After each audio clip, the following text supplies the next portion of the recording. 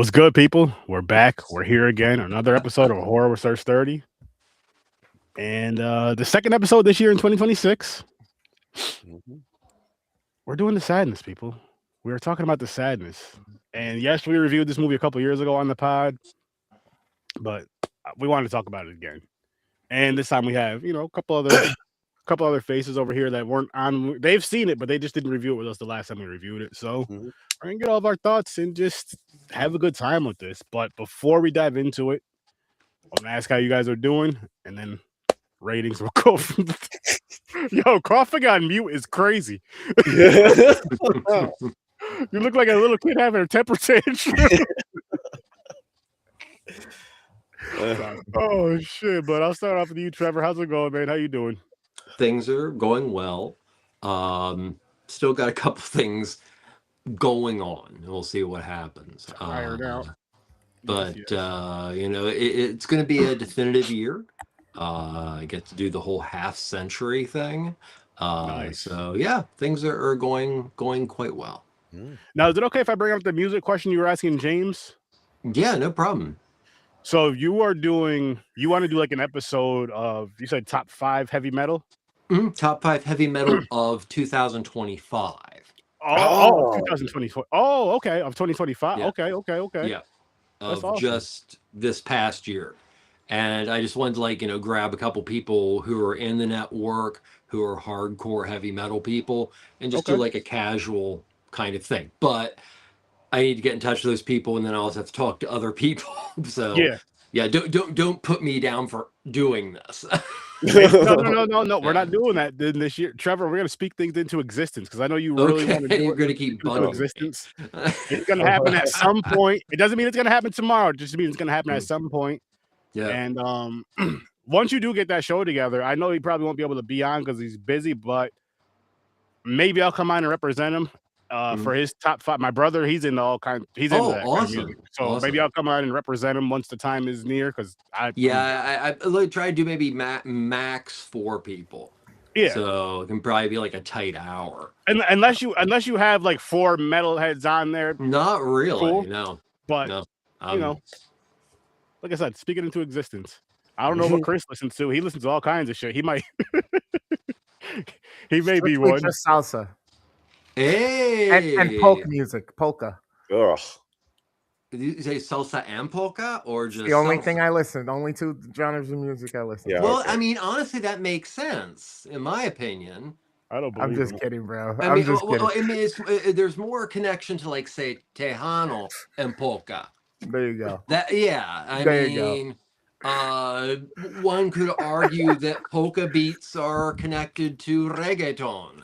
You just put it in clave. You guys haven't talked to me about music. You think I'm a nerd when it comes to film. Jesus Christ. I was like, you know what? I have a fun thing that I would like to bring on this show because you just made me think of that, Trevor. If you wouldn't mind, maybe some of these movies that we review, if you get a chance and if it's easy access for you, check out the soundtrack and the score of the movie and give your rating for the soundtrack. Oh, that'd be cool. That'd be really cool. If anybody else wants to do it, feel free. But just because you like the way what you just said, I'm like, I think that would best soundtracks in history: Space Jam, Fast and Furious, Tokyo Drift, Fast and Furious 1, Fast and Furious. Oh, we're not doing this guy. But James, how you doing though, man? Doing good, man. Productive day. So yeah, got something going. Soon I might have I'm working on a project. Ooh, nice. Yeah. And he does have a YouTube channel of his own now, people, called Fade Theory, which not only is Popcorn and Pines and Horror Research 30 over there as well as their regular channels, but he has some tunes over there that he's been doing, some AI music that he does all the lyrics for. He can't sing and he can't play an instrument. So yeah, I'm not. I don't have talent. But he could write. Hey, listen, being able to write a song is a lot more, is way more talented than you think. Hey, let's be honest. To a lot of major detail. Yeah, that would be a lot of fun. But I mean, we're in the early stages, so everybody bitching and moaning now. For people like James, it's marvelous, right?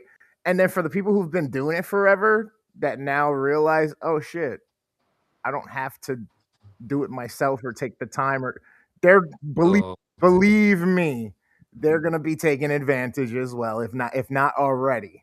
Well, Bandcamp is one of the first platforms to take a stance about getting rid of AI music. Wow.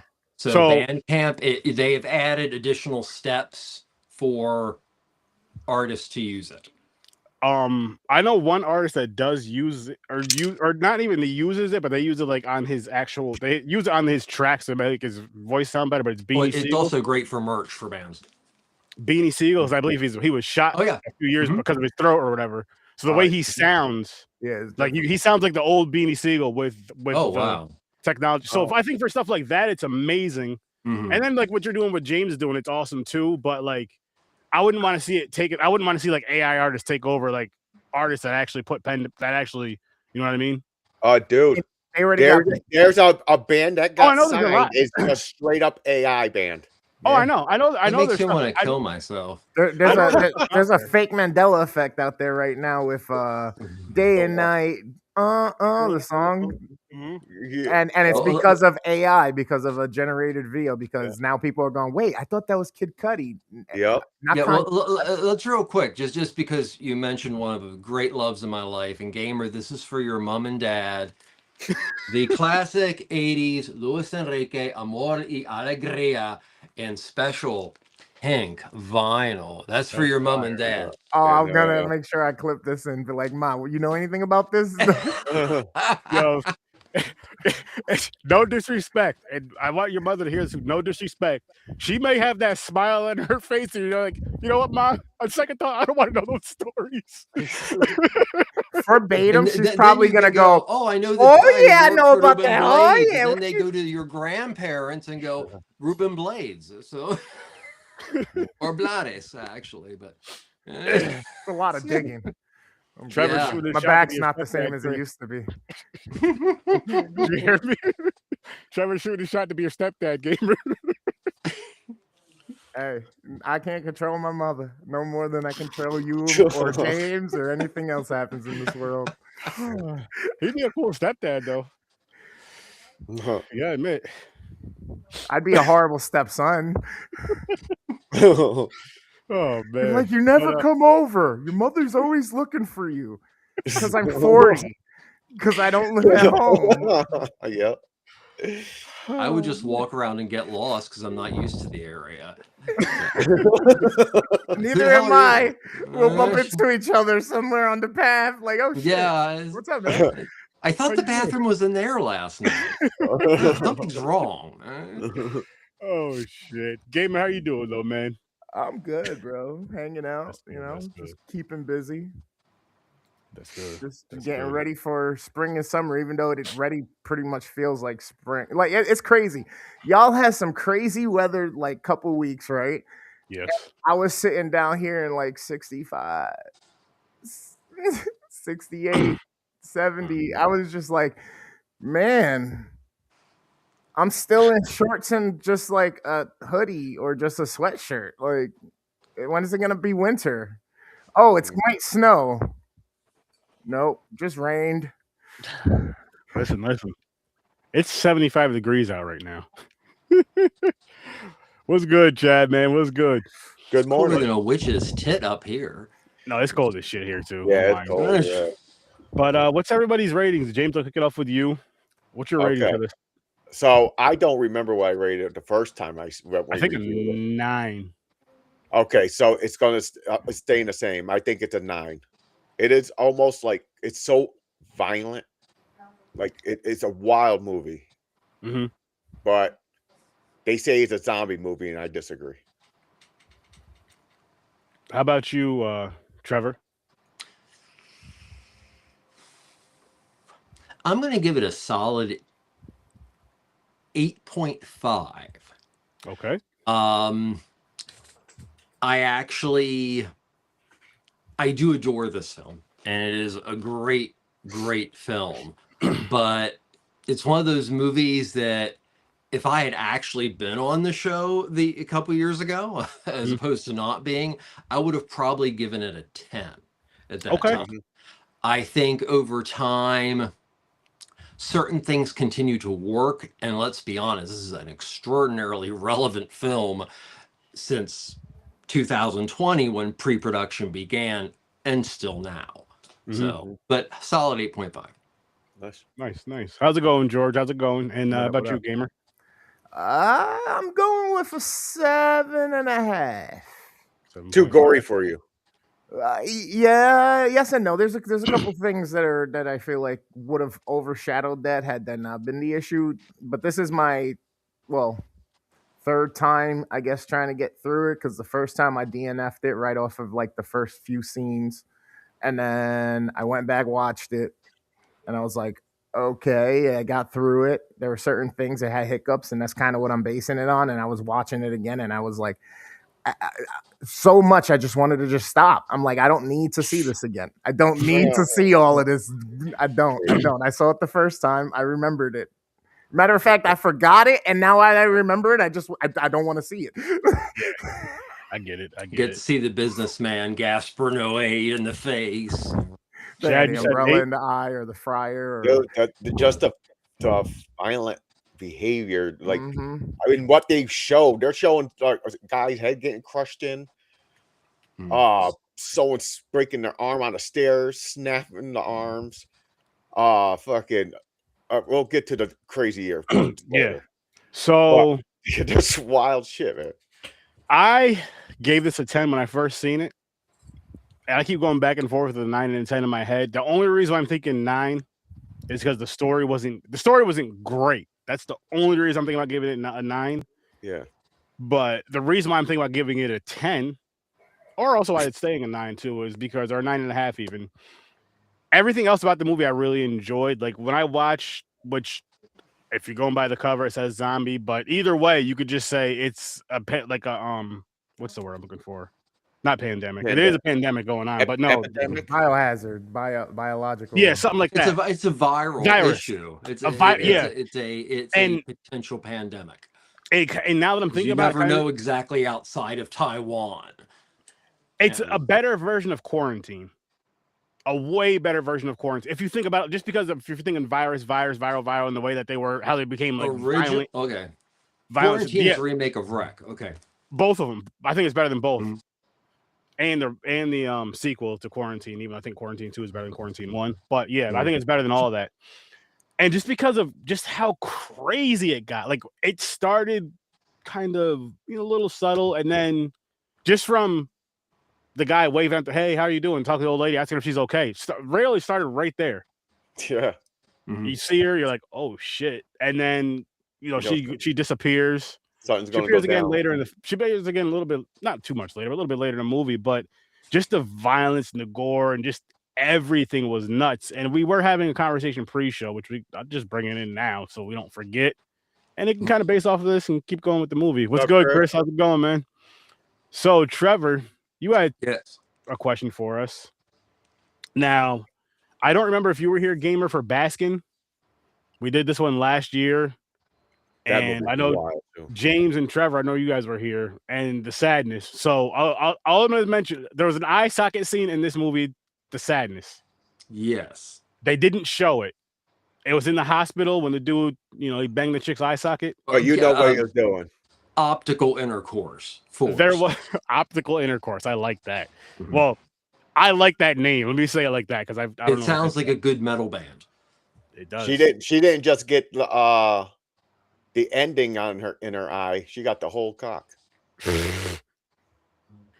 But her eyeballs gone, so she couldn't see it coming. That's true. Then there you go. The question is, but the other movie was Baskin. So in Baskin, there's a little short, crazy motherfucker.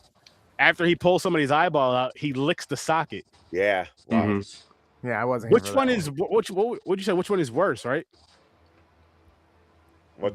Yes, I wanted to find out because Baskin really left a mark on you, and specifically that scene, because you've talked about it numerous times over the past 6 months, and it is a phenomenal film. I will honestly say I prefer Baskin to this film, but the question is, what was more uncomfortable? The little guy licking the eyeball or the businessman having intercourse in an eye socket? You didn't see it, but yeah. So just out of curiosity. I'll answer first. I'm going to go with the licking the eyeball because they actually show you like doing it. But and like you said to the other one and the sadness, you definitely knew what he was doing, but they did not show it. So I think that's the reason I'm going with the first one. Because I liked how they actually showed the eyeball licking thing. That movie was wild. See, because I have the two answers. So I agree with you because of that reason they showed it. And I feel like with them not showing it in the sadness, like seeing the guy's facial expression was kind of funnier. Yeah, it was yeah. But, well, I guess because they didn't show funny, it. But not funny. I feel like had they showed it as brutal as that movie was, even if they didn't, they just like showed it, her face like hitting his groin area, that would have been fucking nuts. I realized what I said, You're but I didn't full mean it of like puns tonight. Yeah, I know. I really didn't mean it. I really didn't mean it this time. But seriously, as crazy and as violent as that would have been, or as would have, that was just fucking wild. That was fucking wild. Yeah. But yeah, I think licking the eye socket though, because I completely, you know what it was? I'll say the eye socket, yes, because I forgot about this scene, the optical intercourse. That eye socket licking is something I did not forget about. You know what I mean? That because that, and I think it was more. Again, I think it's more so because you got the visual of it, and it was like, holy shit, that was wild. I think that's also a situation where you can see the atmosphere in a film. So this film is very much daylight, very much daily life in Taiwan. Baskin is in a dark realm, not just a building that is dark and decrepit, a dark realm. And you see actually maybe even a little as much because of how the shadowing and everything is the cinematography, but that left a major impact on you versus something that is even more in your face, whether you're seeing it or not. Yeah. So that's the wonder of cinema in itself. Yeah, that movie Baskin, man, holy shit. Either way, that movie. Also, like to say about this movie too. Watching this movie got me. This movie is what triggered me to start watching a lot of Asian horror. Nice. So that's when that rabbit hole went down because of this movie right here. Because it's so intense, and it's like, and they didn't give a shit. They went all out. The violence, the blood, they threw it all out there, man. So I enjoy it. I really like this movie. And it was like, it was the movie too. Like once it got started, it didn't stop. It just kept getting more and more intense. Which again, I enjoyed that a lot. Like I mean, you see it when you see the old lady. It technically starts there. No, I mean you see the blood and stuff on her gown, but and on her face a little bit. But you haven't seen anything crazy happen yet. After that, the couple goes. He drops his girl off wherever he drops her off. I forgot where he drops her off at. Work or school, I'm assuming. And then he goes back home. Or no, he's heading home. He goes to the diner and all this other, and it starts. And then you see the old lady again in there, and shit goes down. Yo, she looked wild too. Yes. I was like, holy. So basically, this movie is supposed to be like a love story. He's trying to go to cross town to save his girlfriend. So that's what they're. And then there's a nod to Night of the Living Dead at the end. Yeah. So there's a problem. The thing is, I noticed with this, their story, the violence and everything, overpowered the story, because the story can be good. Like if you if you think about it, like I'll go save my girlfriend, and you're like, oh, okay, that's sweet. That's romantic. Like he's a gentleman. He loves his wife. No, his girl. But when they throw a whole bunch of this violent in shit, saying like the eye socket, there's a couple grape scenes. Then there's an orgy. They That just shit was threw funny. all that just overpowered the story. Just all that visual Okay, overpowered the story. would I surprise anybody to tell them that this film was written and directed by a Canadian?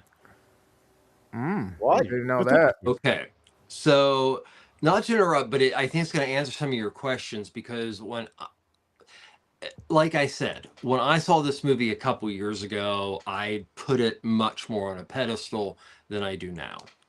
So it was written and directed by this guy named Rob Jabaz. Jabaz had done a 6-minute live action short about a mosquito pandemic, and he did several like Ralph Bashki heavy metal influenced cartoon shorts before doing this, which was what his feature debut was, which is part of the reason why there's always been this like, oh, the sadness is so amazing because it's this person's first film.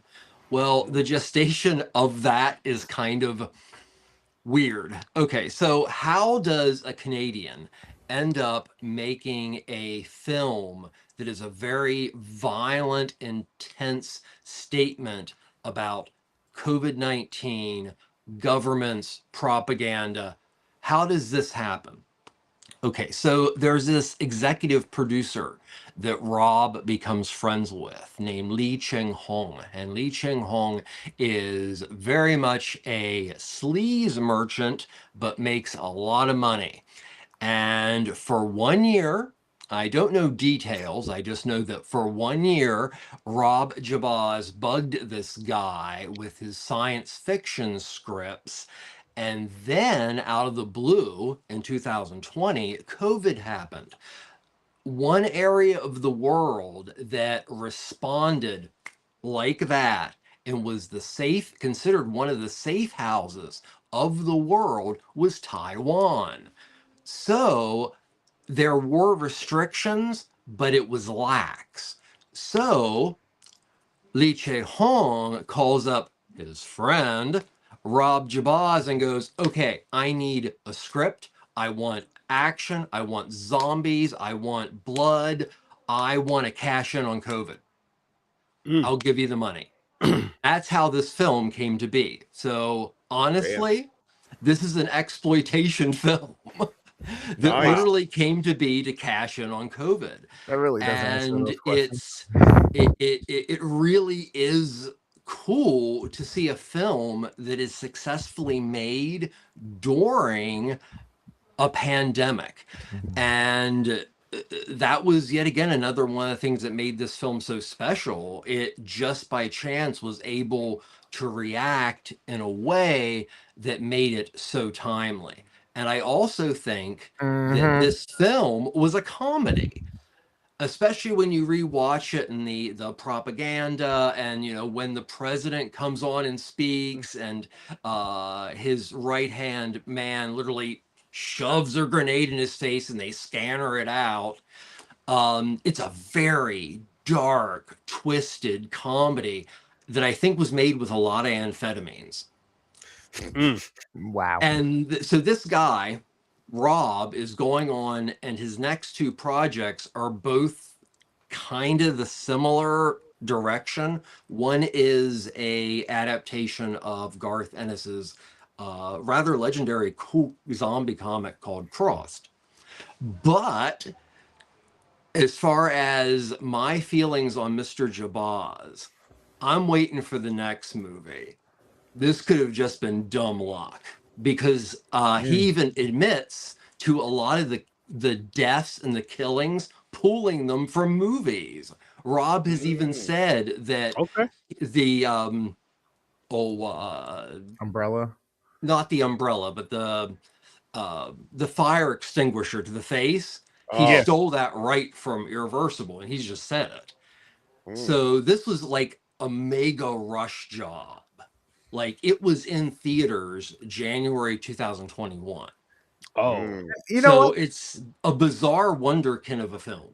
Yeah, I mean, and again, like I gave it a 7.5 because it does have its shortcomings. One of the things was the relationship thing. There's really nothing there to really make you care about the people or what happens to them by the end of the situation. And they're going through all this stuff and they're facing all of this thing that's happening, but then it's like by the end of it, you don't really give a shit about them, really. It's just like, okay, and you kind of have a few more questions about everything else, and you just, I don't know. Those were the shortcomings, was the story.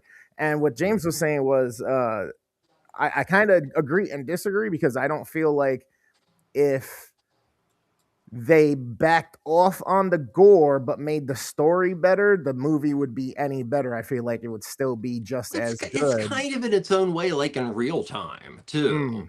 So, you know, it doesn't leave a lot of room for story. Yeah. But if we took the gore the way it is, you don't really care a great deal about the characters. Yeah. Unless you're so my reading on the film originally was, wow, great timing, COVID references, dystopia, all these things. But my reading of it now is that the epidemic, the pandemic, the virus is actually people who have gotten so stupid and like connected to their id that they no longer have empathy for anybody but themselves. And to me, that does also bring it into more of a zombie realm, because then you're starting to get into Romero territory. So yeah, I mean, yeah, it's a good movie. I'm not going to tell anybody not to see The Savage. Oh yeah. I mean, unless you're squeamish. I just think because it's so violent, I think that's what catches me. Like how they went across the line, the shit they did in this. I'm like, it's a creative twist to be able to have zombie-like creatures that have intellect, can reason, and then it's like they're getting joy out of it. Like it's they're their conscience, but they're not really. Nobody's talked about the basketball. Area, and you know that is your saying, gamer.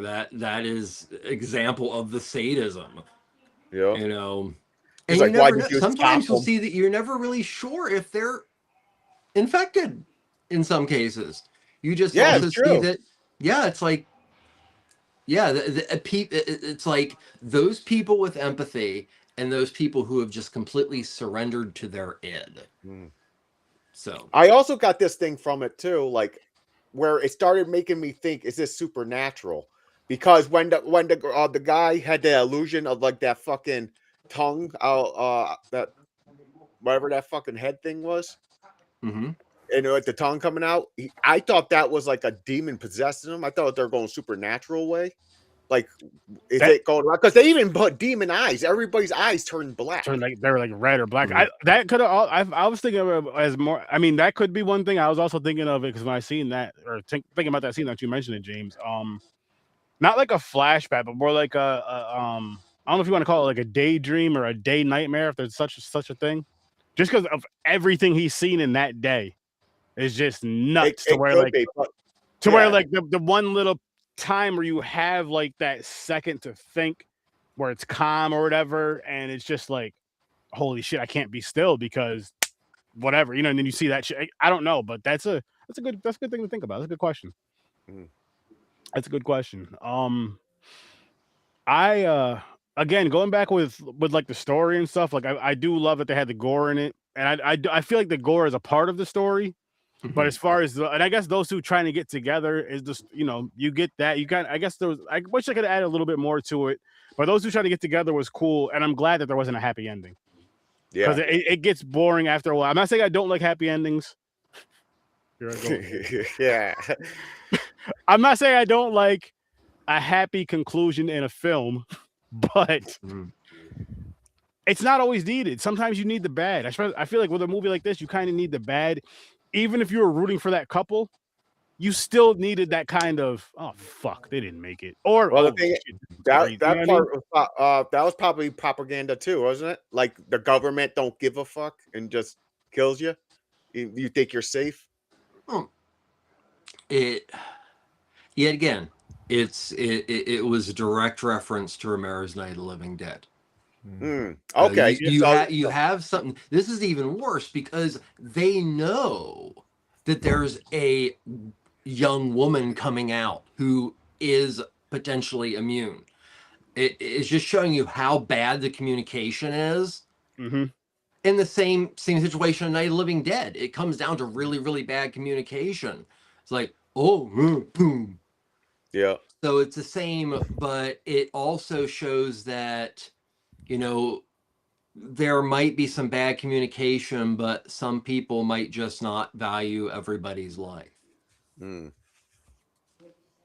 So I was gonna say too, with what you just said, James, and what you just said, Trevor, too, I feel like it's also like, yes, she could be immune, but at the same time, is it really worth the risk if she's not? Then you bring her up on the helicopter, and then we get attacked, or whoever was up there, and then just to throw that other part of it out there, If she's one of 1 in a million, and this is going on, and you're losing millions by the day, she's worth the risk. Yeah. No, I'm just playing devil's advocate in that, because it could be any of those things, or again, it could be we don't give a fuck. Well, it's up to interpretation too. Yeah. I mean, Oh yeah. I mean, it's a pretty safe bet she didn't make it, but you never know what she might have also run into out there, you know, along with a helicopter.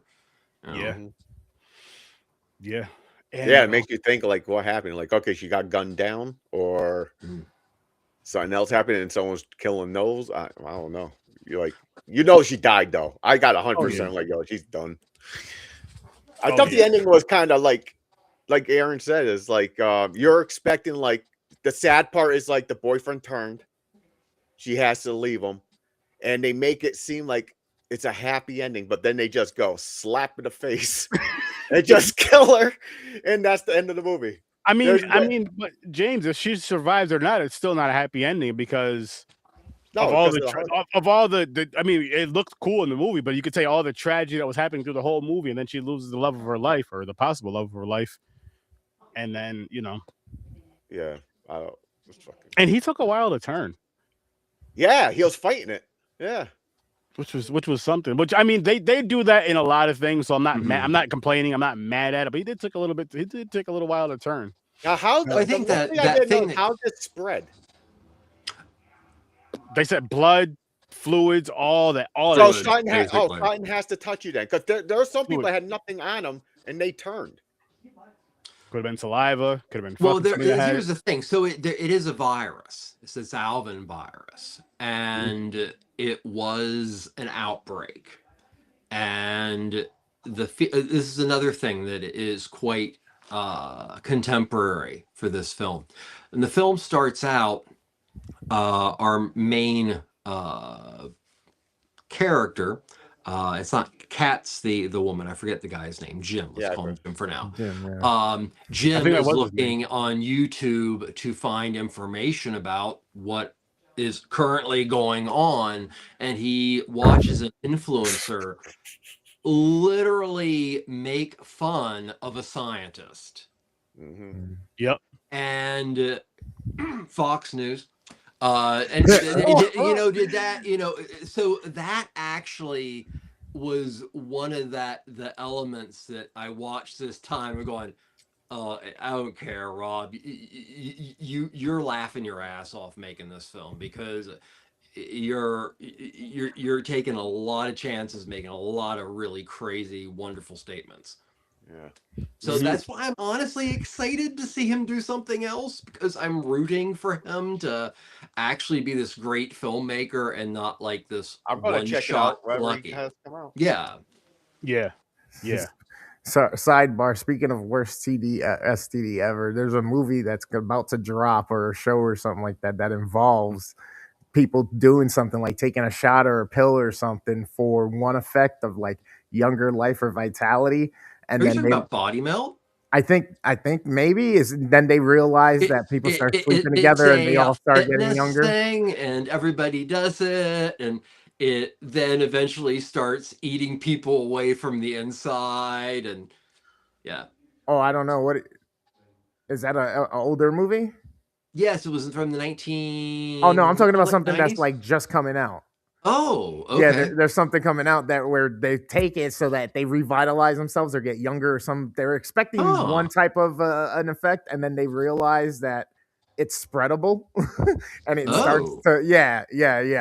So I was kind of laughing. So it literally says it's an STD that everybody wants in the ad. So I was just kind of laughing. Oh, okay, sorry. Okay, no, you're good. Random. Sorry. I didn't know about that. I didn't hear about that one coming up. And then there's one with Ashton Kutcher, I think, or some shit. It's called The Beauty, a shot that makes people young or something. That looks weird and interesting. Weird, right? There's a few weird things. I think that one's on Hulu. I think that one might be. He said body melt, not milk. The body milk is, that's something different. Going to the pool. That's something completely different. That's something that happened like in her eye socket. Some body milk. Yeah, speaking of basking, right? Yo, and he was like, what did he say? He was like, and when I finished, she wanted me to keep going. I'm like, well, that's just you're fucking her eye socket, man. You know. And he was ramming too. He was like, yeah. and that's what made the scene, as fucked up as it is, that's what made the scene funny, because you just heard, you seen him, you heard his face, his facial expressions, but you heard what he was saying. Well, I mean, we didn't understand it. He had to read it, but you heard what he was saying. Like, that's fucking funny as shit. That's wild. By the way, with that character, that's the only character in the movie that is like pinpoint on one fucking person. But it's because their whole train interaction, because he's just talking to her, and then she kind of snobbed them off. Yells at, she's kind of rude to him, and it probably stuck with him. And he's like, you know what, I'm going after you the whole time now. Yeah. But back to the which was in the hospital scene. But back to the eye socket. Would you say that some would argue that she felt like she was pressed up, or she was like sexually harassed or something? You know what I mean? Made to feel uncomfortable. No, that's what I was getting. What they're going with, and she was like, "Leave me alone," because he started getting pervy. Yeah, to me at first it just seems like she was just really just very standoffish, anti, just like, you know. Yeah. It's like you went into the interaction with that kind of attitude. You know what I mean? Yeah, because he was just kind of, I don't remember what he said. I don't think he said you look very beautiful to me or something like that. Okay. I can see how that could be creepy coming from an older man. Yeah. But depending on how he said it and depending on how you feel, if you're a younger girl, you know what I mean? You're a younger girl. Yeah. Or, if Mike Tyson said that to one of you guys in his prime, you might feel uncomfortable too. You look very beautiful to me. I'm going to ice fuck you. But like, that was good. I like the cast. I gotta say, obviously, I don't know this cast, but I do like the cast that they picked for this film. Like the ones that they really focused on, the businessman especially. I think they did a really good job with him, because that dude was just insanely awesome. Like his acting and like, look, this dude right here, him. Mm-hmm. I would not want to, I wouldn't want to be walking down the street and just happen to run into him. And the thing is, they made him like his personality every day. He's just a wimpy, perverted, like old man. But then this virus hits him, and it brings out what he really wants to do in life. And he's a goddamn samurai. Yeah, umbrella. I'm like, holy shit. I'm like, so it's get out your dice. It's like basically like letting out your desires, like you thought of and you don't act on. Yeah, so can we ask one vital question here? Why is it that everybody in this world, it seems, and in art and in movies, it seems like every time somebody has a deep down desire, it's to murder, pillage, or dismember or dismay somebody? Mm-hmm. I don't know. Why can't we cuddle with like fluffy animals? Well, so this Alvin is like rabies. Yeah. And it's rabies that takes over the entire limbic system. And it's like basically like massive amounts of adrenaline, and that leads to I need to do something, Yeah, I mean you start finding water because you're walking with like in a subway, that dude just starts stabbing. So I mean it's like So basically, this virus makes you want to fight and fuck.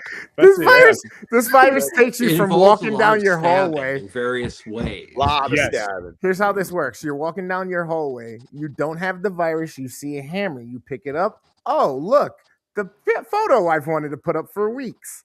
Nope. Yep. You on the virus? Oh, look, a hammer. Come here, bitch. Yeah, true. like, what's going on in there? Don't worry about it. Oh man, it is one of those movies like Trevor said earlier. Because of how violent and gory it is. If you're squeamish, don't even turn it on. Don't turn it on. Wow. Other than Definitely not. And there's a lot of trigger warnings. There's a lot of things some trigger warnings, like we said with the R word. Yeah. That's mentioned a lot and stuff like that. So if that's gonna bother you, don't watch it. But other than that, if you want to see some wild ass crazy shit, check this movie out. Check this movie out because it is a good sign for what it is. And I'm bumping my shit back up to a 10. I can't help myself, man. I love this freaking movie. I can't help. I just have such a, and I think this is only my second or third time watching it, but it's one of those, you don't have to watch it a lot, but it's just such a fucking, it's an easy watch for me. Like I don't get bored of it because it's intense and it's supposed to be like, I like when movie, like see this movie it's cover. definitely visceral. Intense and visceral is a great. Yeah. You walk out of it like.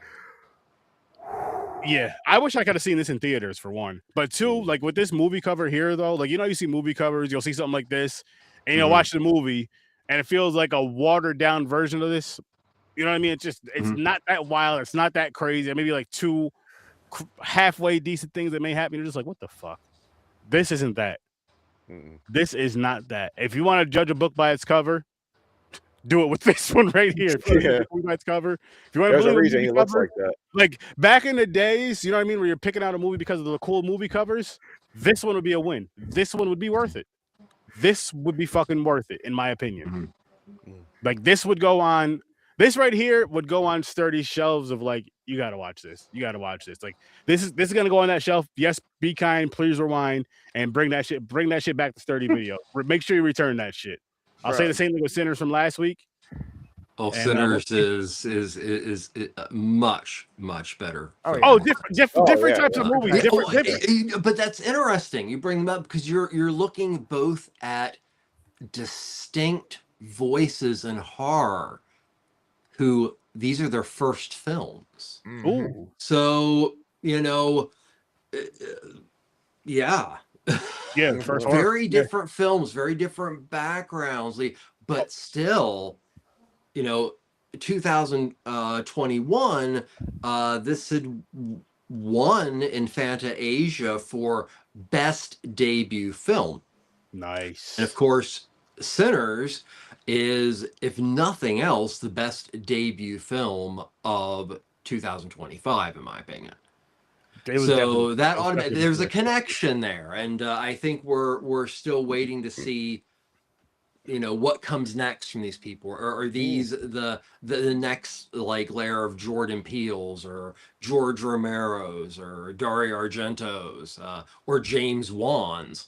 It's always interesting to see when there's a voice that makes you excited in horror. I'm used to it, Dad. So yes, be kind, rewind, and return to sturdy video for the sadness and for Sinners so far this year. I'm gonna see how many movies I get on this thing that I just came up with now on the live. I even wrote it down in my notes, like, yo, make sure you bring this up every week. So be kind, rewind, and make sure you return this to sturdy videos, because these would be the movies that are on, that shelf. There's that one shelf you kind of like, yo, these are the ones that are recommended by this. You want to check these out. You know what I mean? You like crazy shit, you want to check this out. You want a good movie and a good story with some great music? Hey man, I got a Serbian film for you, man. Yep. Yeah, there was a scene that felt like it. Listen, in sturdy videos, Trevor is gonna have that back weird corner because he's gonna be the man. I get to curate the porno area. There you go. Like, yo, like listen, man. I need to see something real crazy and fucked up. Go to that man right there. Like, you sure he's not gonna talk about jazz music? He might, but he's also gonna give you a crazy ass movie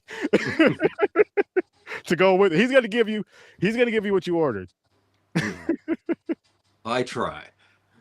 He's gonna give you what you ordered. No, you listen. You're the one who told us to check out Baskin, and that is one of those films that would be in that corner over there. Yeah. Yes, I would tell people to check it out, but it's like there's a different checkout section. Like every section, every little corner can have their own thing. Like, listen, this is super extreme. You got to go over. You got to go over to that corner over there. Am I going to get Beethoven tonight or Cannibal Holocaust?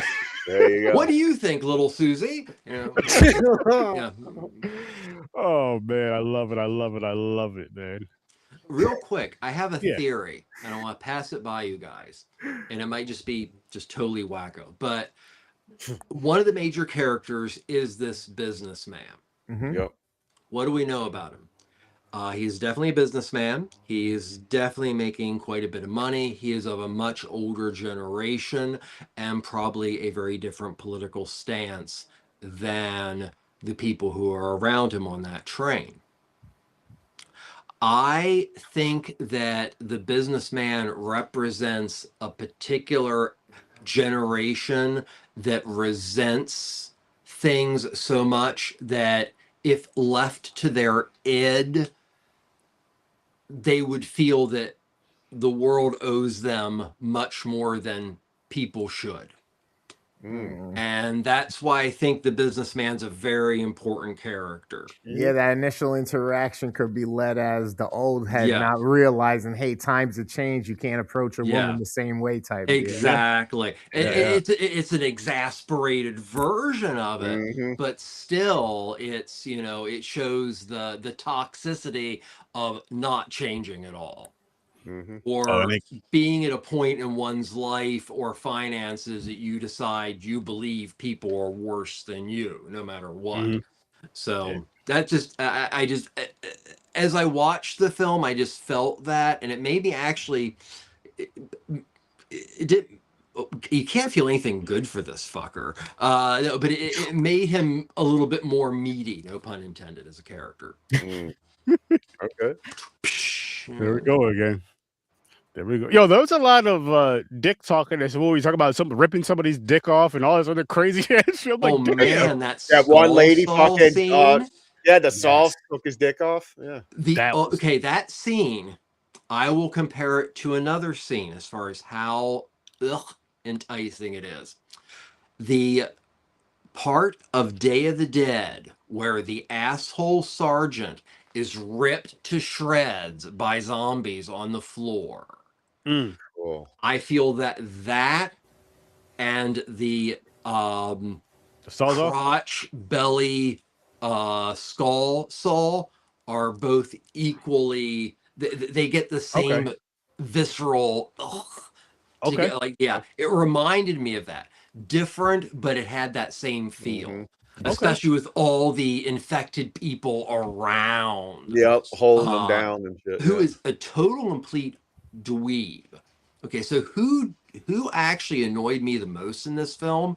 It's the night guardsman who is not infected, who honestly doesn't give two shits about anybody but himself. Yeah.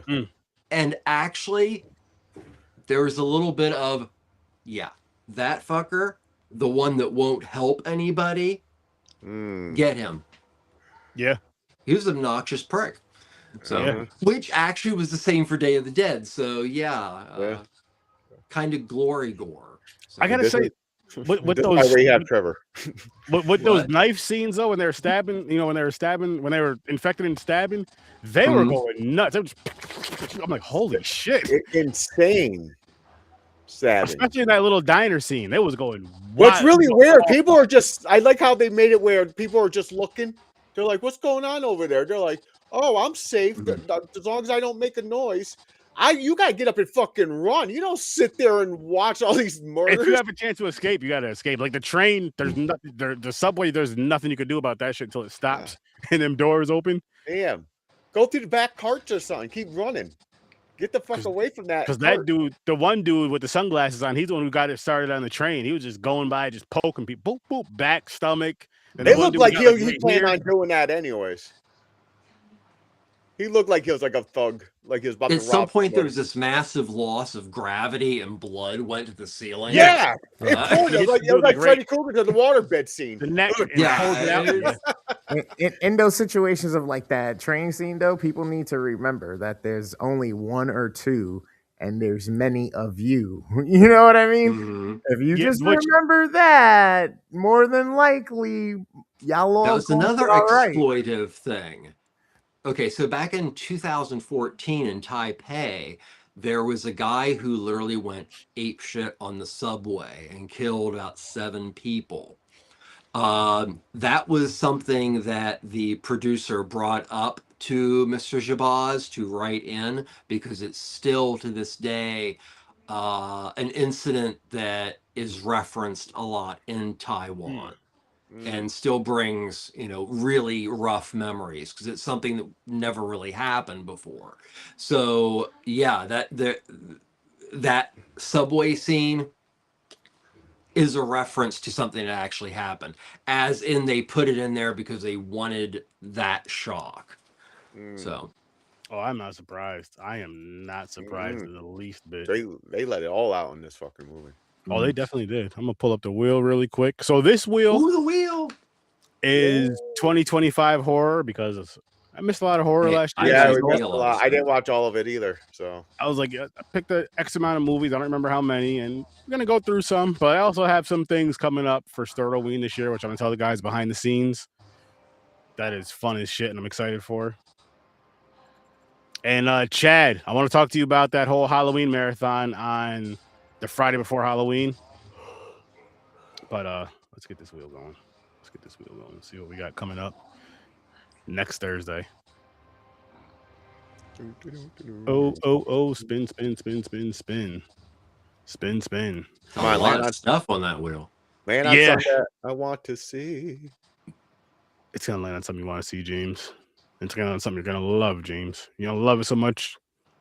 You're gonna be happy you've seen it. Just please don't involve a shark. No, I don't think any. There might be one on here. There might be one on here. Aaron, the wheel's racist. It ends. Okay, I never heard this. Film. I never heard. No, me either. I don't know nothing about this movie. Me neither. I just picked it. I'm not gonna lie to you. Okay. I looked at IMDb's list of 2025 horror that came out, and I was just throwing shit on there. I'm down with it. That's fine. So because the cover don't give away what the fucking shit's about. So you're like, it ends. You're like, what's going on? Is it a zombie movie? The world's ending? What's going on? It ends? It ends. Looks too green and grassy. Looks like it's like The Happening or some shit. Yeah, it could be. Hey, yeah, we'll see. All right, cool. But yeah, that's what we'll be doing next week. And then I actually want to show you guys. So over on Popcorn and Pints, which for the Stephen King stuff only, and anytime we do like horror type of films on Popcorn and Pints, I will be having them playing on this YouTube channel over here as well in Thirdo Vision. But we are kicking it off. We're doing Stephen King. We're doing all his movies and like we're doing his movies and like the miniseries adaptations pretty much. And we're kicking it off this Saturday with 1990s It. And it's going to be a great time. This Is there Saturday. a list that maybe one could get on? Yes. Oh yeah. As a matter of fact, like if you go to the Popcorn and Pints YouTube channel, Trevor, I have it scheduled out till about September. Oh wow. As of right now. So that's awesome. We're kicking it off with It this weekend, and it's gonna be a great time. At this, okay, listen. This Saturday. I know our show's normally at 9, and starting February, the first Saturday in February, it's gonna go to 8 o'clock. But this Saturday, it is at 6. Oh 6 wow. p.m. 6 just this Saturday. It's at 6 p.m. Eastern time.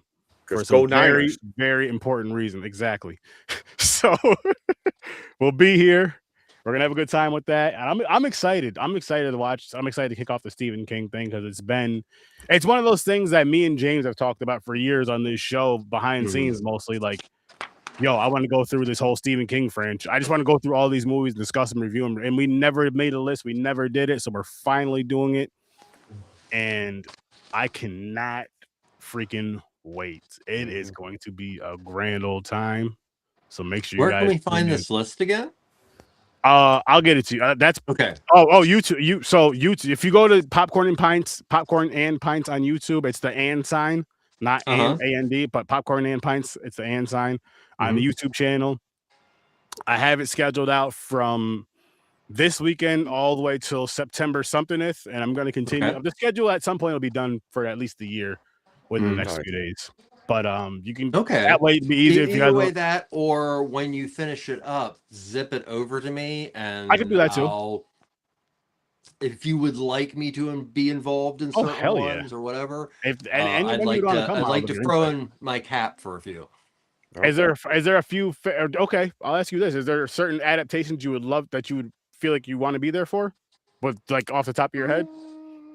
Not particularly. That's why it fascinates me. It gives me a reason to kind of deep dive King a little bit. Okay. Yeah. So again, people be on the lookout for that. And of course, we're doing It Ends next Thursday. I have no idea what that movie's about. I didn't even hear about it till I threw it on the list. So that'd be cool. That'd be cool to see. And again, check us all out. Make sure you check out Horror Research 30, aka Sturdovision on YouTube, or Horror Research 30 everywhere else. I will be getting my audios updated at the latest Sunday. Been busy lately, and it's a new year, all that good shit. So I'll get back to update to that. Ambassador Media, make sure you guys go check out Ambassador Media. And of course, Fade Theory. Yes, I told you. You could see the podcast over there. You could hear some of his music over there. So go check out Fade Theory at WorstDamnGamerEvr. He has all kinds of content that he's been building for years and years and years. So go check him out as well. And with that being said, thank you guys for showing up. Thank you guys for watching. Thank you guys for commenting, listening, all that good stuff. Make sure you guys just watch more horror. Come check out Horror Research 30. And one more thing. Sturdovision will be coming back in March. Ooh. And we're kicking it off with it'll be on Saturdays around, I'm thinking between 11 and 11:30. Not sure yet. We got to still iron that out. But it'll be kicking off in March. And martial arts movies. We're gonna be kicking off with some martial arts movies and then like weird horror. So be on the lookout for that. Hope to see you guys there. Martial arts and weird horror? No, not together. It's going to be like martial art movies or weird horror. I mean, now, if there's a movie that contains both, there is a lot of them, Aaron. There's a lot of them. Okay, well, all of that, everything we just said, martial arts, weird horror, martial arts horror. It's going to be on there. So make sure you guys tune in to Sturdovision, because I know people like that weird shit that we do over here, those crazy nonsense movies. A lot of those I'll get to talk about Legend of the Seven Golden Vampires finally. Oh, yeah. There you go. Yeah. A lot of those lower tier movies. Hammer Shaw co-production that is so fucked up. You see that? You're going to get that on Sturdovision. Oh, yeah. You're going to get that on Sturdovision. And with that being said,